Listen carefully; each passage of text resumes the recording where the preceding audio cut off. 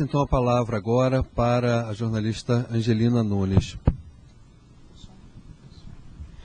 Bom dia. Primeiro agradecer, o convite à PUC. E é ótimo que essa parceria continua, não só com a PUC, como com a CIP também. E eu queria conversar com vocês, vai ser uma exposição rápida para a gente ampliar esse debate, que é fundamental o que a gente está fazendo isso aqui. A gente está refletindo sobre o que a gente faz no Brasil, tá? E discutindo também fora do Brasil. A ABRAGE, a Associação Brasileira de Jornalismo Investigativo, a gente surgiu depois do assassinato de Tim Lopes. Aqui no Rio de Janeiro foi muito traumático. O que aconteceu foi que a categoria inteira ficou em pânico, nós ficamos sem saber, desarvorados, porque era a primeira vez que existia uma retaliação tão forte. É claro que naquela época, eu já tenho 26 anos de trabalho, naquela época a gente já tinha passado por algumas ameaças veladas quando a gente fazia cobertura nas favelas, mas não de uma forma tão definitiva, tão agressiva, tão traumática. Então, a partir dessa reflexão foi que surgiu a necessidade de se fazer a ABRAGE, que é uma associação sem fins lucrativos, apartidária, e que nós brigamos pelo acesso à informação pública, que é muito importante aqui no país, que nós não temos uma lei de acesso à informação pública. Nós treinamos jornalistas em vários cursos, seminários e palestras, porque nós queremos que exista uma prática melhor de jornalismo, principalmente na questão do jornalismo investigativo, com as novas técnicas, e também fazemos o treinamento para a cobertura policial.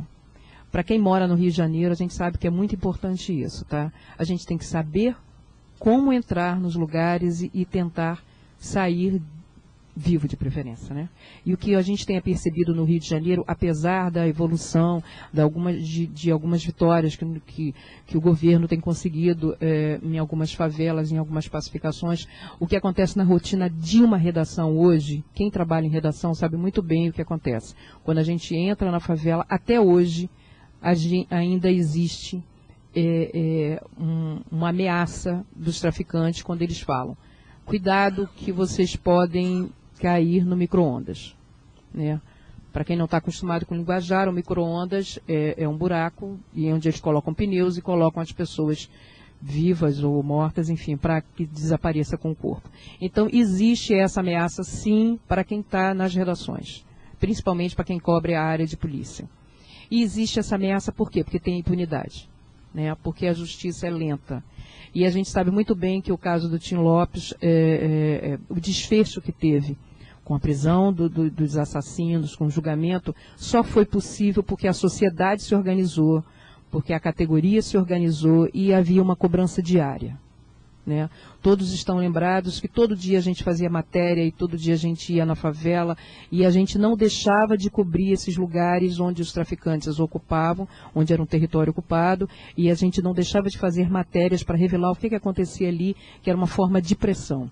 Essa batalha que o Sidney fala é uma batalha diária, não acabou, é uma batalha que a gente vive hoje nas redações, como vivia na década de 80, quando eu comecei, em 90, o Marcelo está aqui, a gente já trabalhou no dia, a gente sabe muito bem como é cobrir a favela no Rio de Janeiro, Então, é importante que a gente tenha, sim, esse debate aqui e que a gente se organize, sim, a gente tem que ficar vigilante. A verdade é essa, a gente não pode sair daqui achando que as coisas estão resolvidas. As coisas não estão resolvidas, as coisas só vão se resolver se a gente se organizar, se a gente cobrar da sociedade, se a gente cobrar da justiça uma celeridade nos processos, a gente cobrar também que não fique impune. Nós vamos discutir mais tarde no debate essa questão do caso de Tim Lopes também, o desdobramento. De como está isso. Então, eu acho que é uma oportunidade da gente começar a falar sobre as brechas, o que aconteceu, o que a gente pode fazer e o que a gente, enfim, os erros que a gente não pode cometer.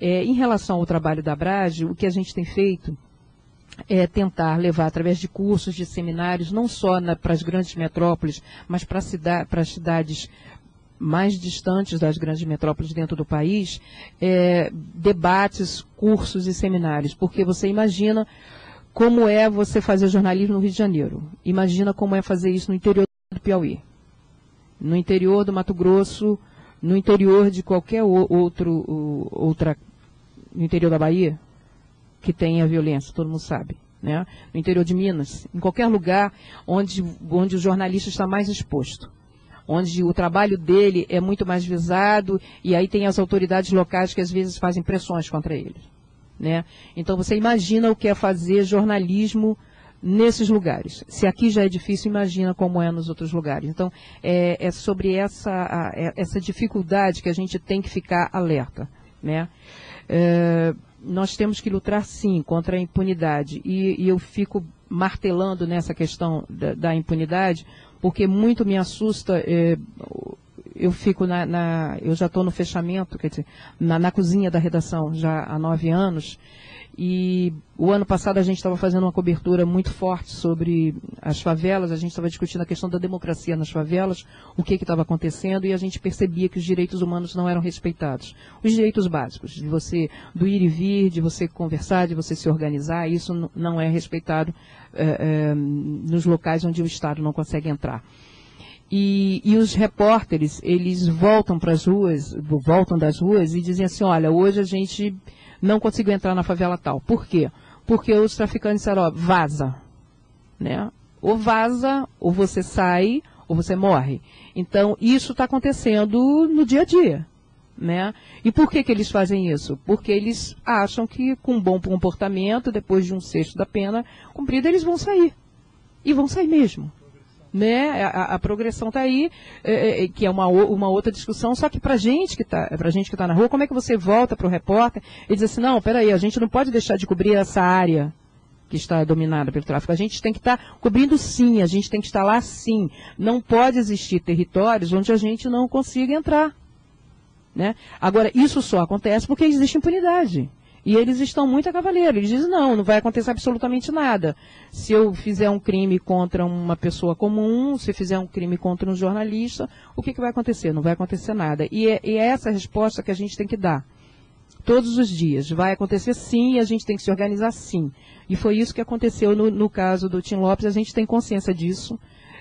As reuniões que a gente fazia, as passeatas que a gente fazia e que a gente faz e a gente se organiza e a gente fica cobrando, sim, porque é necessário cobrar.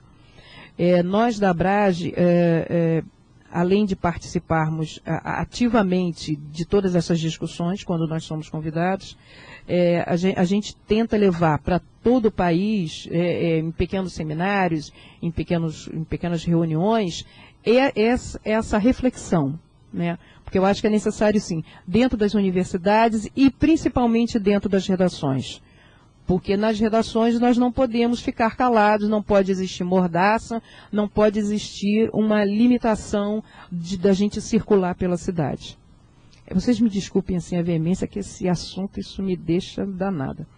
E o que está acontecendo no Rio de Janeiro não só aconteceu com o caso do Tim Lopes, mas aconteceu também recentemente com os jornalistas do Dia.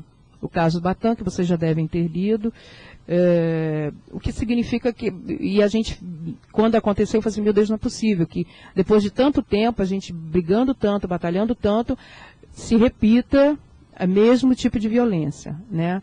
E não parou no caso do Batan. A violência, como eu disse aqui, continua. No Rio de Janeiro, continua todos os dias. São ameaças veladas. E antes, no início, há 2, 3 anos, ainda eles diziam, os traficantes ainda diziam assim, ó, cuidado porque pode ter um outro time. Todo mundo sabe disso, quem trabalha nas redações sabe disso, né? E havia essa ameaça. Então, o jovem jornalista, quando chegava na redação, dizia assim, não vou mais entrar na favela porque o cara me ameaçou.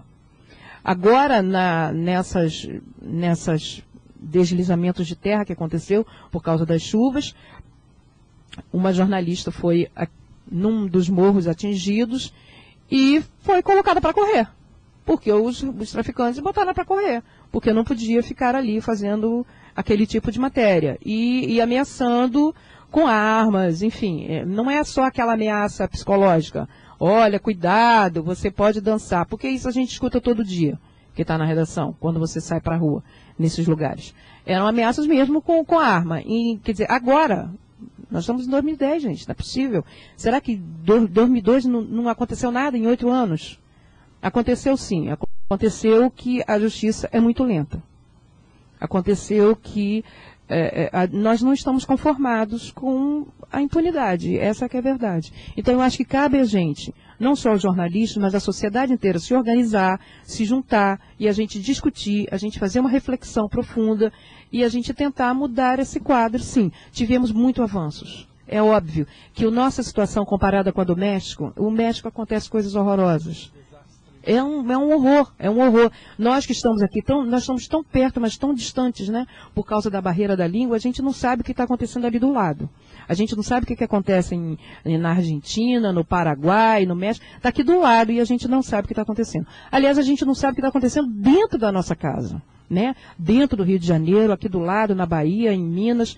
Então, e é isso que nós que trabalhamos com informação, vocês que vão trabalhar com informação, é bom que vocês comecem a refletir sobre isso para a gente mudar esse quadro. Porque é possível, sim, porque estamos mudando, sim, com todas as organizações que tem, com todas as entidades que trabalham com isso, com a Brad, com a CIP, com todo mundo, tá?